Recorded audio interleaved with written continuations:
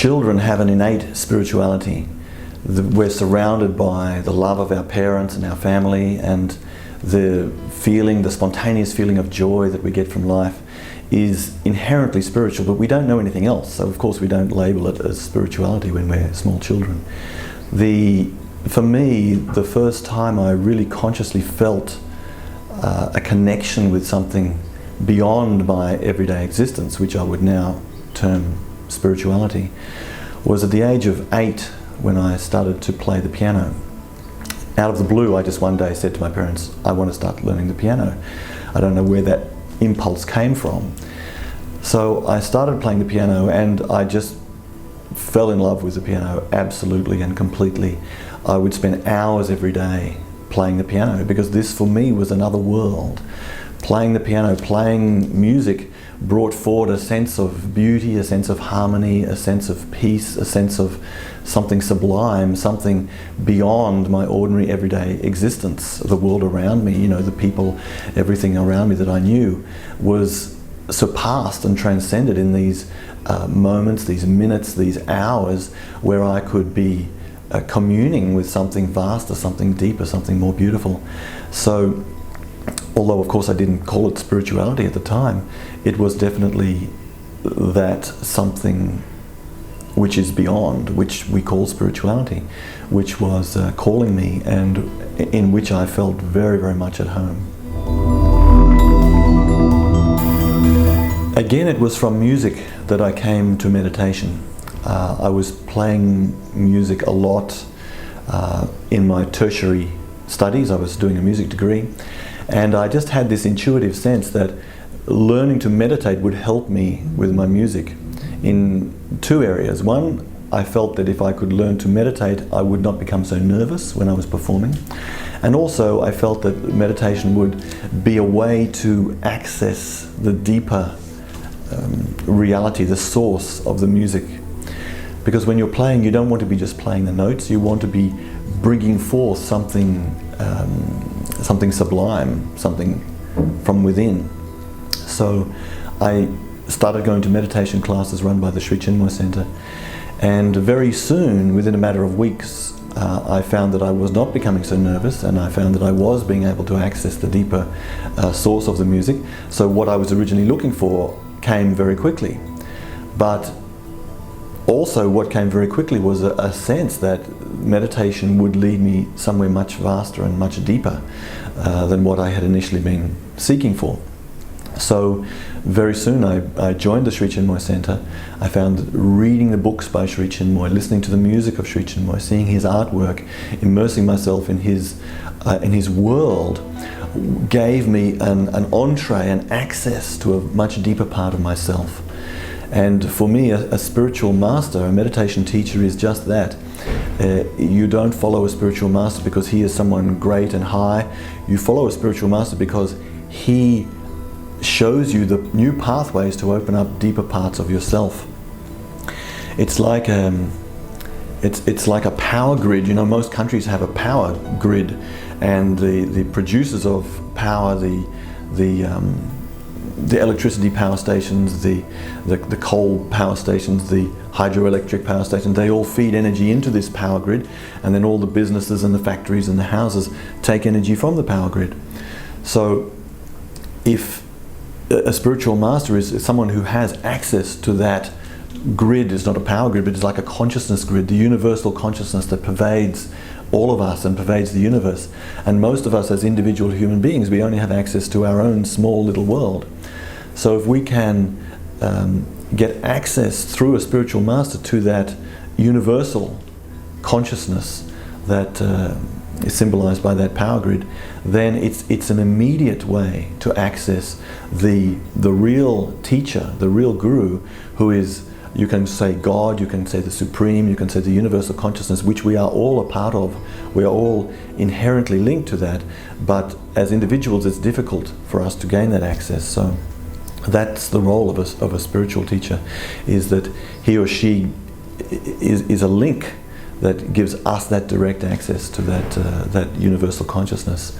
So for me, you know, I was not consciously looking for a spiritual path or a guru or a spiritual master.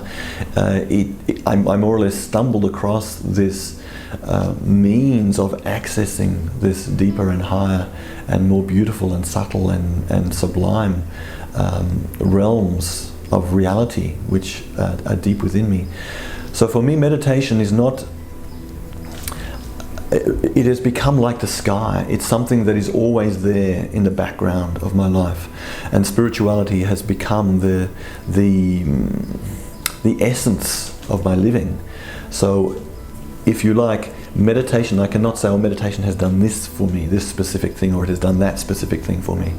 For me, meditation is like, well, you have a camera there, you know, and with a camera you can change the lens. You can put a wide angle lens, and all of a sudden you can see much more when you're looking through the camera. You can see a greater field of vision, and that wide angle lens gives you that enhanced capacity. It gives the camera that enhanced capacity. So for me, meditation is like that. Meditation is like putting on a different lens, a much, much wider angle lens. And so when I am meditating regularly, I have this vaster perspective on the world and on myself. It gives me a much greater sense of poise, a deeper sense of peace, a deeper sense of connectedness with myself and with others and with the world, with the environment, with everything. So it enhances, it intensifies, and it elevates our understanding, our consciousness, and our perspective on everything.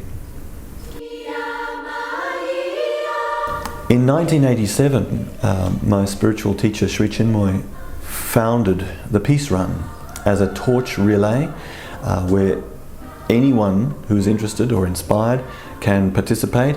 What we do is we carry a torch, a lighted flaming torch like an Olympic torch, from country to country, from hand to hand, from heart to heart, and this torch symbolizes our universal longing, our aspiration for peace, both peace within ourselves, individual peace of mind, you can say, but also universal peace. Peace between people, peace between neighbors, between friends, between communities, between countries, between nations, and peace between man and his environment.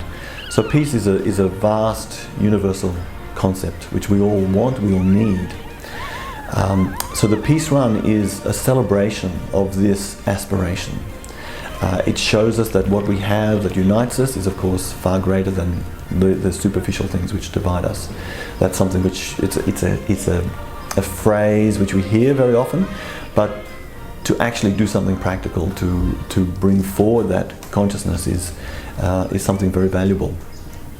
So for the last 5 or 6 years, the Peace Run has been known as the World Harmony Run, but we feel the time has come now to go back to the original name, which is the Sri Chinmoy Oneness-Home Peace Run. Sri Chinmoy is there because he's the founder of the run. The Oneness-Home is the world that we all live in. This is our home, and it's a oneness home because we are all one. And peace is the quality that brings forward that consciousness of oneness home. So the Sri Chinmoy Oneness-Home Peace Run is the full name, but of course we call it Peace Run for short. And this year we're running all the way around the continent of Australia. It's about 15,000 kilometres. We'll be joined by runners from many different countries, probably 15 or 16 different countries, to carry the torch right the way around Australia. We will start and finish in Canberra, the capital city of Australia, which this year coincidentally is celebrating its centenary. And the run will take us from late April to the middle of August, so about 3.5 months. We'll be on the road carrying the message of peace to school children, to community groups, to the media, to mayors, to anyone we meet along the road. It's a really enjoyable event. It's a really inspiring event. Obviously it's tough, it has its challenges. You're out on the road for many a long day, running many kilometres, but it has a tremendous sense of camaraderie amongst the running team, and a tremendous sense of connectedness to the people we meet along the way, because everyone responds, to the torch. Everyone responds. The flame represents that inner yearning for peace that we all have. So it's something that's universal. It's something which is which is good, you know, and it's wonderful to be participating in something which on such a fundamental, simple way unites us. The Sri Chinmoy Centre, aside from our work staging free meditation classes, which is one of the main things that we offer, because we strongly believe that you know, offering meditation classes to the public is a way to bring forward that inner peace, that inner wealth that we all have. And everyone can meditate, you know, it's not some special talent or some unique gift which only the chosen few can access. It's something which everyone can do. So meditation is something we strongly encourage. We also strongly encourage physical fitness and sports and well-being. And this philosophy of self-transcendence was very dear to Sri Chinmoy. So the Sri Chinmoy Marathon team has sponsored and promoted athletic events in many countries, and in Australia we are very active. We have many running races and swimming races and triathlons and multi-sport races which we stage for the public to encourage that sense of physical fitness and that sense of well-being that comes from participating in events. You know, it's not just people talk about runner's high, you know, that there is this sense of elation that you achieve from running. It's not just a physical sense, it is really a spiritual sensation, because it enhances our sense of ourselves, it enhances our self-confidence, it expands our horizons in many wonderful ways. So probably my favourite event that we stage is called the Sri Chinmoy Triple Triathlon in Canberra.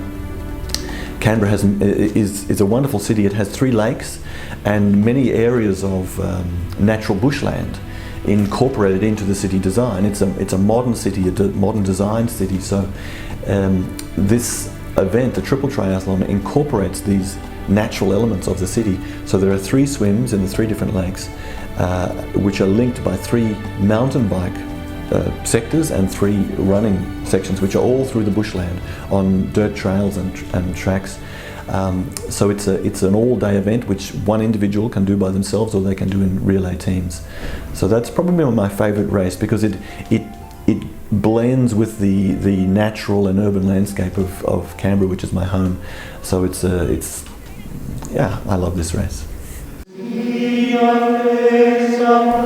As I said earlier, I think it was through music that I first had this connection, this awareness of spirituality. So music has always been something essential to me, something very elemental, because music goes beyond the mind. You know, through the mind we think we know things and we believe that we can connect with people, but you cannot really. It's only through the heart that we can expand our awareness and that we can really connect with others and that we can really know anything. So the music for me is the language of the heart. It connects us through our hearts, and it connects us with the deeper part of our own being. So I would say that the times that I feel happiest, the times I feel most complete, most normal, are times when I'm meditating or running or playing music or singing. So singing for me is the most natural form of music, because you're using your own voice. It's organically the first instrument is the voice. And you know, chanting has been used for thousands of years as a means of meditation, as a means of connecting with ourselves. So singing and music are inherent. And Sri Chinmoy composed over 22,000 songs. So for him also, music and singing was really a direct and a fundamental way of connecting with the deeper spiritual part of our being. You cannot meditate 24 hours a day, but we can sing, you know, we can do other activities which help bring our heart to the fore.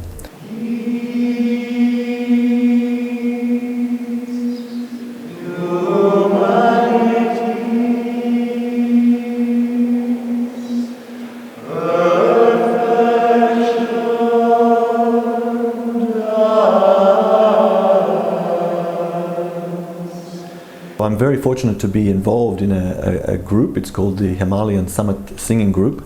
It's led by my colleague Kailash Bayer from Zurich, and he had you can say the crazy idea or the dream to sing, to perform all 22,000 of Sri Chinmoy's songs. And we started in the year 2000, and we sing, we perform. The singers are from all around the world, so we meet together 3 times a year, and each time we perform 240 songs. So the whole project to sing all the 22,000 songs is projected to take us until the year 2031. So some of us will be quite aged by then, but we hope to be all still singing and to have completed this massive undertaking. And for me, it's a wonderful, wonderful project, because every day I'm learning new songs. It's a tremendous discipline, a spiritual discipline, because you cannot get behind, because then you find there are too many songs to sing before the next performance, too many songs to learn. So for me, it's a wonderful discipline and a wonderful way, like my daily meditation practice, to keep me connected with that real reality, which is the spirituality within. For me, the irony, the main frustration, if you like, in life, which I've learned through meditation, through my connection with Sri Chinmoy, through spirituality, is that we already have peace. This peace is already in the depths of our heart. And in our sublime moments, in the moments when we feel connected to nature, to each other, to music, to beautiful things, we have that peace. So it's there already. So the thing which is preventing us from experiencing it most of the time is our own minds, the division that we create in our minds and our desires. So for me, the single thing that I wish for more than anything else is for us, both me personally and for us collectively, to go beyond the barriers, the self-created barriers which our minds create. And I feel that meditation is really the only way to achieve this. That we need to encourage as much as we possibly can everyone in the world to meditate, to go deeper within, because all of our problems, all of our weaknesses, all of our failings, all of our incapacities all come from the insecurity, from the fear, from the sense of division which arises from our limited mind. But the heart that we have within us, the spiritual heart, is unlimited, it's vast, it's infinite. It has so much capacity, so much love, so much peace, so much joy, so much creativity, so much power, so much oneness. And it's there within all of us. It's just waiting to blossom, to come to the fore. And it will blossom, it's inevitable. So what I'm hoping for will come, but all I'm hoping for is that it will please come sooner.